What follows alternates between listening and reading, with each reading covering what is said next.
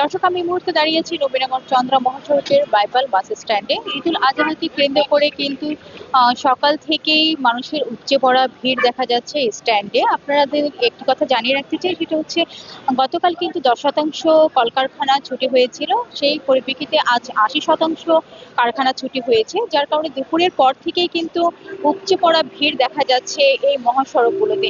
আপনাদেরকে একটু পিছনে দেখাতে চাই যে মানুষের কি পরিমাণ উপচে পড়া ভিড়, এবং বাসগুলোও চলছে ধীর গতিতে। সকাল থেকে বৃষ্টি হওয়ার কারণেও কিন্তু জায়গায় জায়গায় আমরা লক্ষ্য করেছি যে বাস এবং প্রাইভেট কার, মাইক্রোবাস, ট্রাক সহ সকল যানবাহন কিন্তু ধীর গতিতেই চলছে বলে আমরা দেখছি।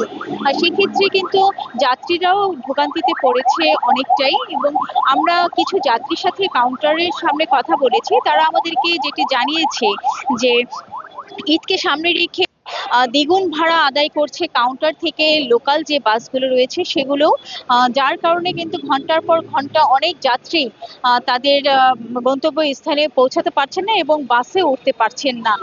আমরা কথা বলেছিলাম প্রশাসনের সাথে, তিনি আমাদেরকে জানিয়েছেন যে মাঠে কাজ করছেন 3000-এরও বেশি পুলিশ এবং পাশাপাশি কাজ করছে স্বেচ্ছাসেবী দল। আগে রংপুরে গেছিলাম 750 টাকা ভাড়া, এখন রংপুরে যাব 1500 টাকা ভাড়া। কাউন্টারে কোনো গাড়ি নাই, কিন্তু হানিফ শ্যামলি চলতেছে রোডে 1500 টাকা ভাড়া। হানিফের কাউন্টার পাচ্ছেন না? হ্যাঁ, কিন্তু গাড়ি চলতেছে, কিন্তু 1500-1600 টাকা ভাড়া চাইতেছে। আপনারা এক্ষেত্রে কি চান সরকারের কাছে? সরকারের কাছে এটাই আমার আশা, যে গাড়ি ঘোড়া পাওয়া যাইতেছে না, তাহলে আমরা কিভাবে যাব রংপুরে।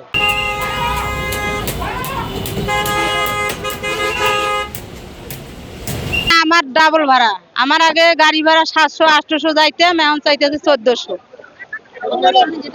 না, অনুযায়ী জন্য যাইতে পারতেছি না। 1-1.5 ঘন্টা। কি চান আপনারা সরকারের কাছে? হ্যাঁ, সরকারের কাছে আপনারা কি চান?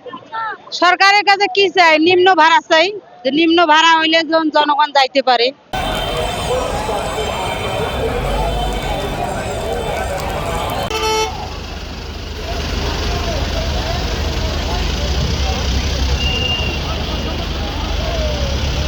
কোথায় যাবেন এবং কোন কাউন্টারে গিয়েছিলেন?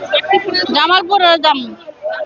জি, আগে ছিল 250 টাকা অথবা 300 টাকা, এখনকার নিতে 800 টাকা, তাও গাড়ি নাই,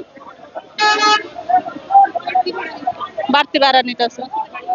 রাস্তাতে গাড়িও নাই, 2 ঘন্টা যাবত খাড়াই আছে।